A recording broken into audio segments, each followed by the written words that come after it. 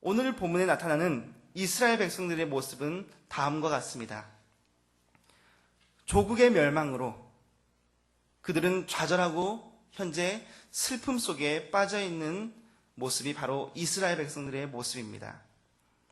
거대한 파도가 그들의 민족을 휩쓸어 버렸고 그로 인해서 개인과 모든 가정들이 현재 무너져 있는 상태가 바로 현실입니다. 비참한 현실 앞에서 그 현실 속에 빠져있는 그 모습이 바로 이스라엘 백성들의 모습, 바로 우리들의 모습이 아닌지 생각해 봅니다.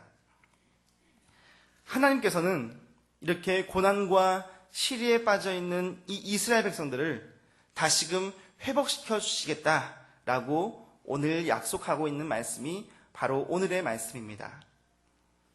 바로 에스겔에 보여주신 환상인데 그 모습은 다음과 같습니다.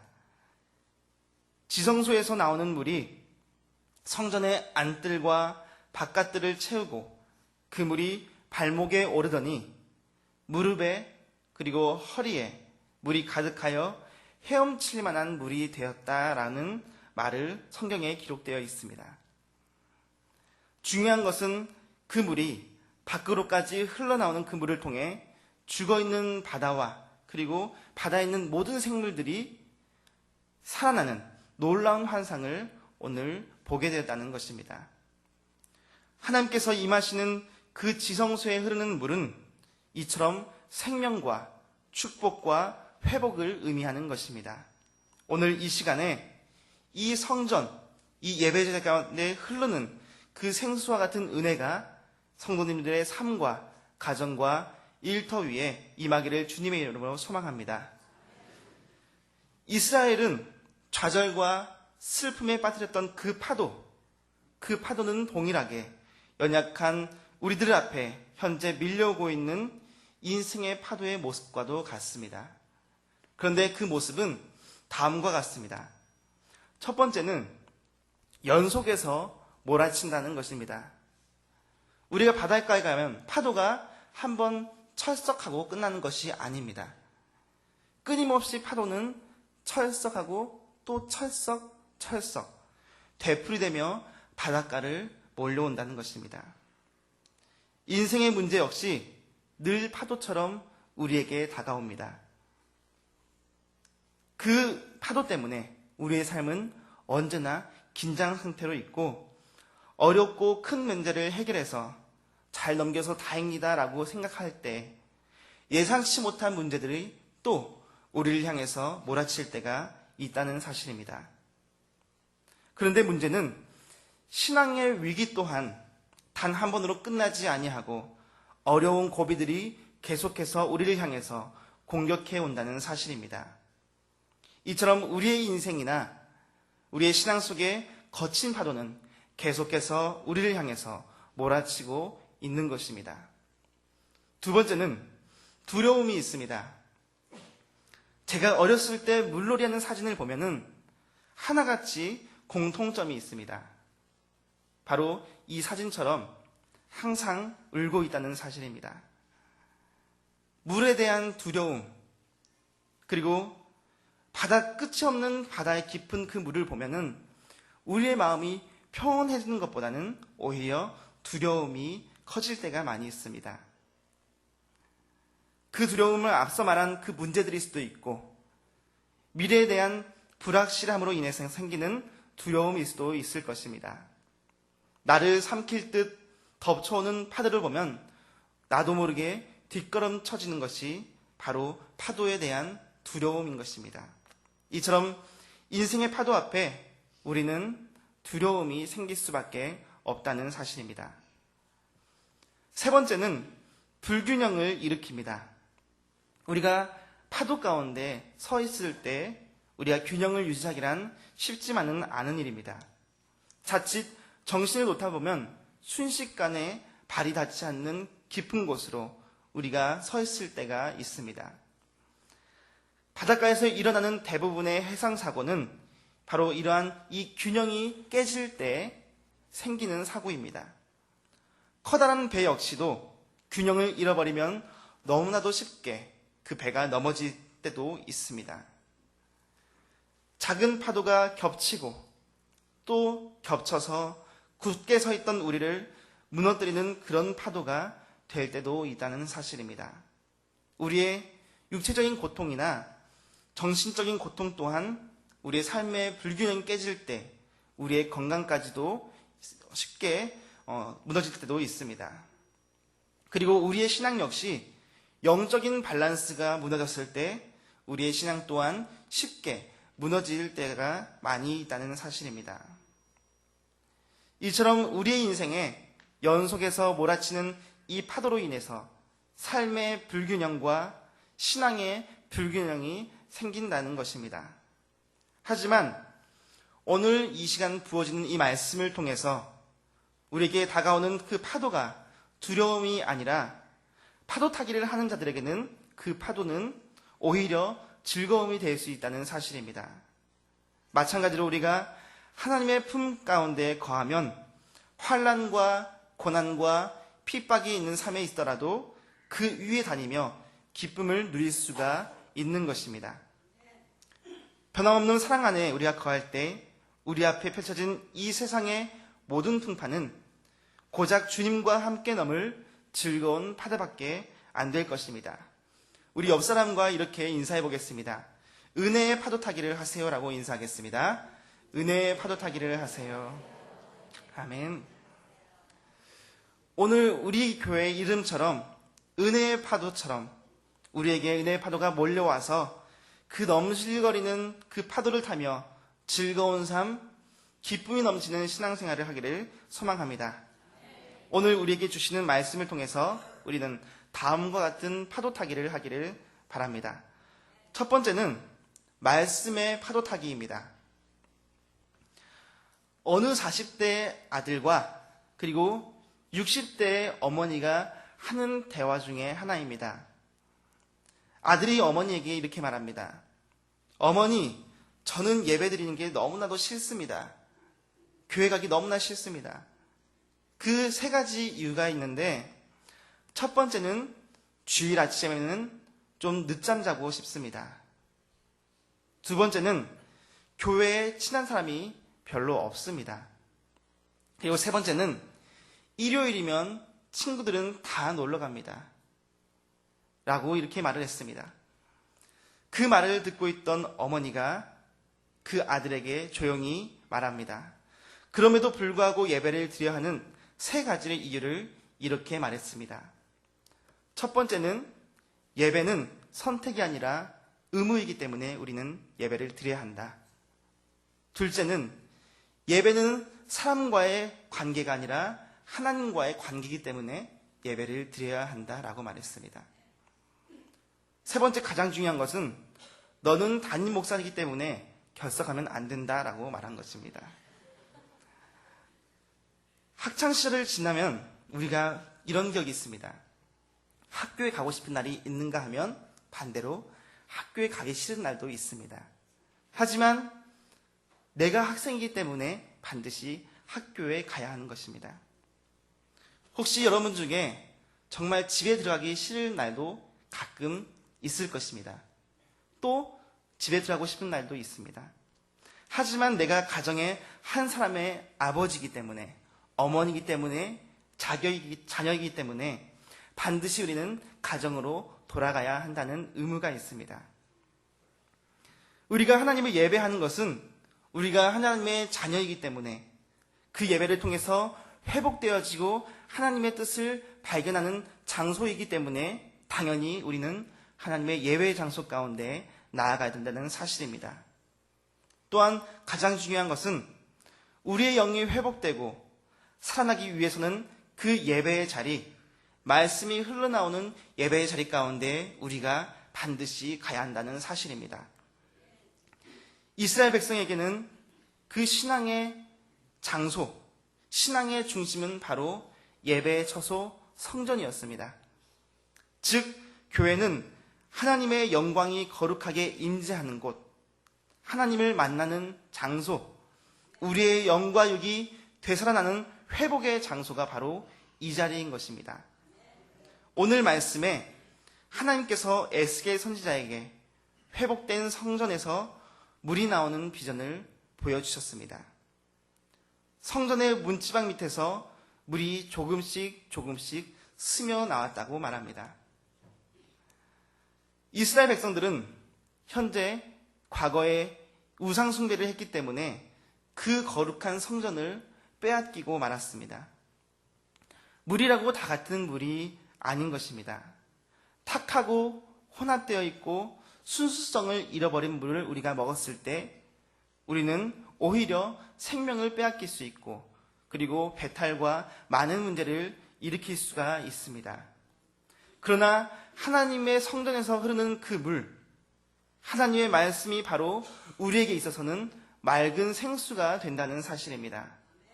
그 흘러나오는 생수를 통해서 우리의 갈급했던 그 심령이, 그 영혼들이 적셔지며 척박하게 메말랐던 우리의 영혼들이 생명이 살아나는 땅이 된다는 것입니다.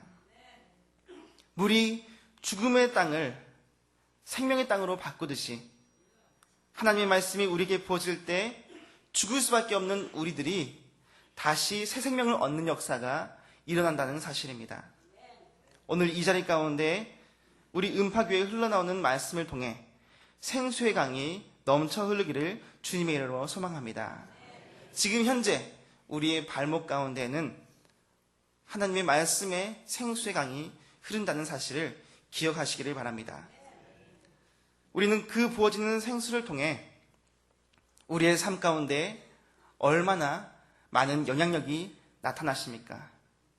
즉, 제단에서 부어지는 이 하나님의 말씀이 우리의 삶에 얼마나 영향을 미치며 얼마나 생동감 있게 역사하는지를 묻고 싶습니다.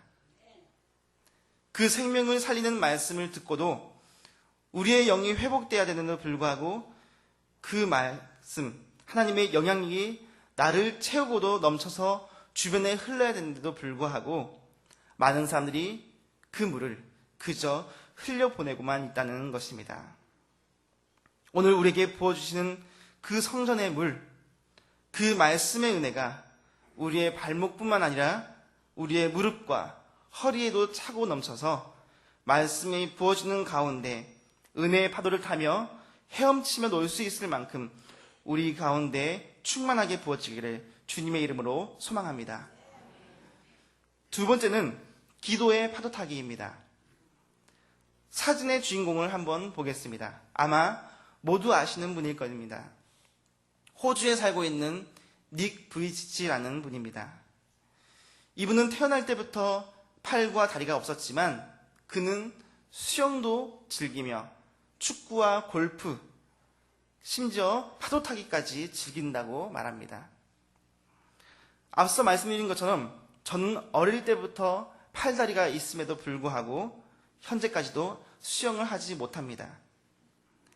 대부분의 사람들이 이처럼 가진 것이 더 있음에도 불구하고 가진 것을 보지 못하고 자신의 부족한 것만 보면서 불평과 원망을 늘어놓을 때가 많이 있다는 사실입니다.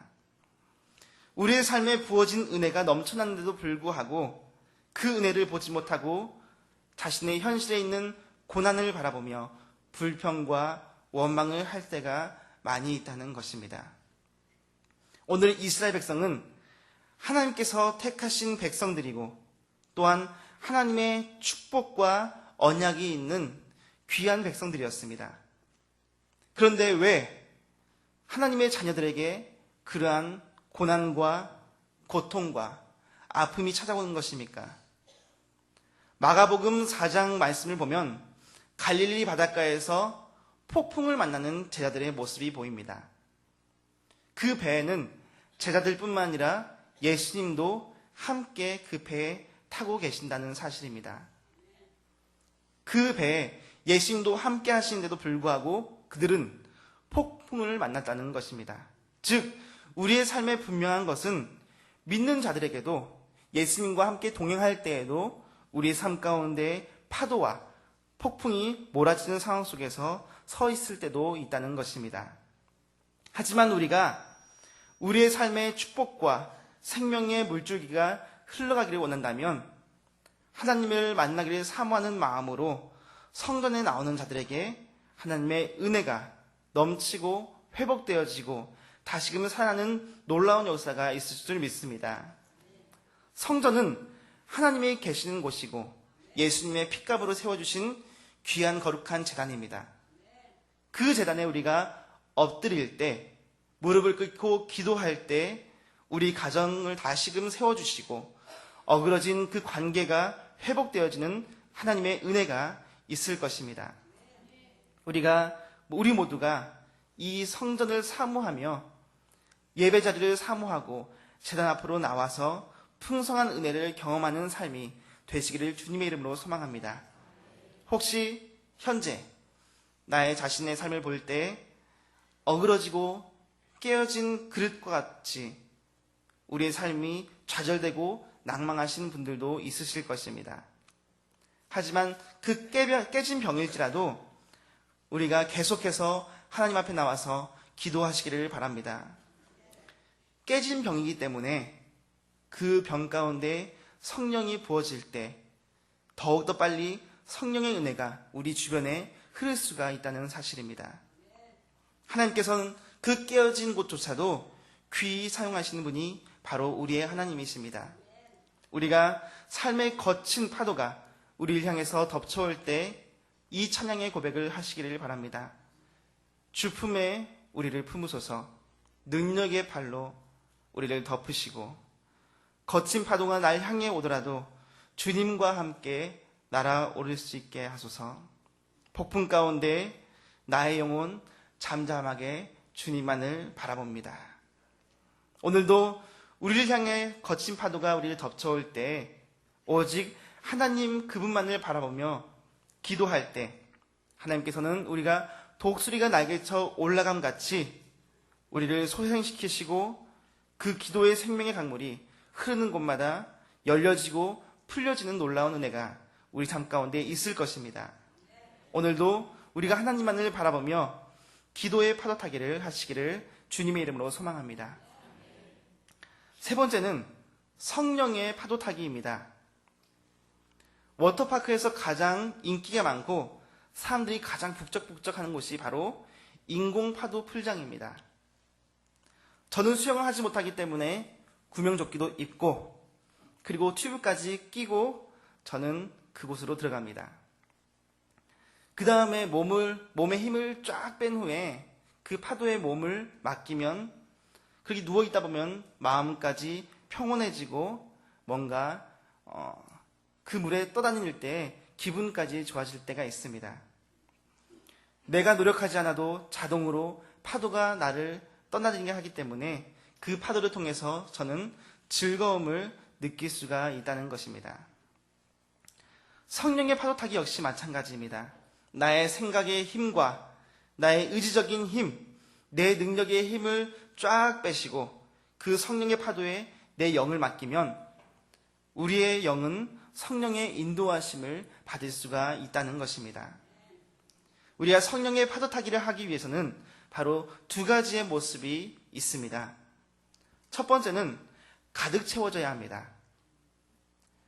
배가 거친 파도에도 쓰러지지 않을 수 있기 위해서는 바로 배 중심에 위치하고 있는 중심을 잡아주는 배 하부에 있는 밸러스트 탱크가 그곳에 물이 가득 채워져 있어야 합니다.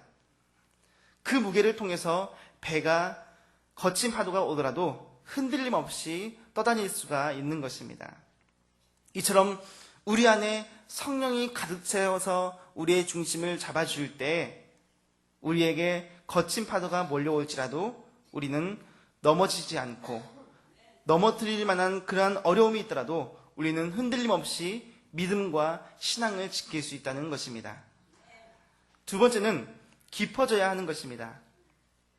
물이 깊어지는 것은 바로 성령이 깊어지고 은혜가 깊어지는 것을 말하는데 얕은 물가에 있으면 우리에게는 자유의지가 있습니다.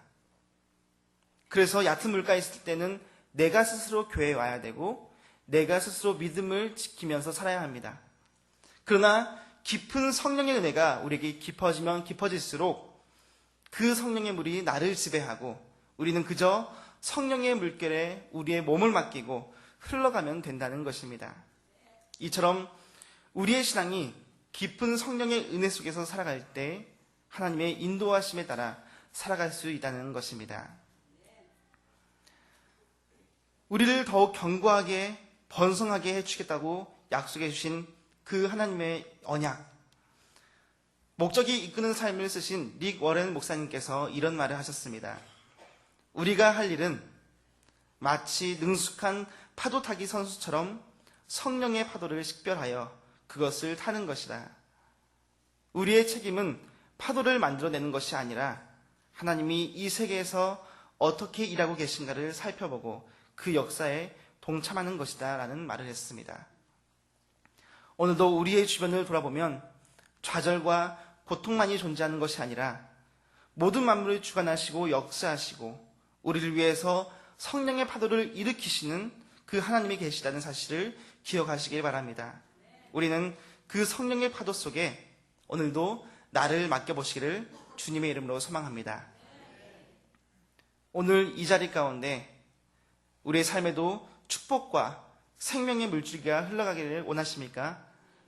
하나님을 만나기 사모하며 성전에 나오는 자들에게 하나님의 은혜가 넘쳐 생명력이 있는 삶을 살게 될 줄 믿습니다. 우리에게 부어지는 하나님의 말씀이, 그 말씀의 능력이 우리의 삶을 뒤덮고도 우리의 가정과 사업장과 일터와 모든 관계 속에서 그 말씀의 능력이 나타날 것입니다. 이 절 가운데 흘러내온 이 성령의 은혜가 우리 현재 발목을 덮고 있다면 우리가 그것을 가지고 나아갈 때 우리의 허리와 우리 가정 가운데에는 더욱더 넘쳐나는 축복과 은혜가 있을 줄을 믿습니다. 우리의 삶에 성령이 가득 차는 것은 말씀의 물줄기가 우리의 삶에 흐를 때, 기도의 물줄기가 우리 삶 가운데 흐를 때, 바로 그때 성령의 능력이 우리 삶 가운데 나타날 줄 믿습니다. 우리 음파교회 성도님들도 말씀의 파도타기, 기도의 파도타기, 성령의 파도타기를 통하여서 그 파도가 두려움이 아니라 오히려 우리에게 즐거움으로 변하여서 기쁨의 파도타기를 하시기를 주님의 이름으로 소망합니다. 기도하시겠습니다.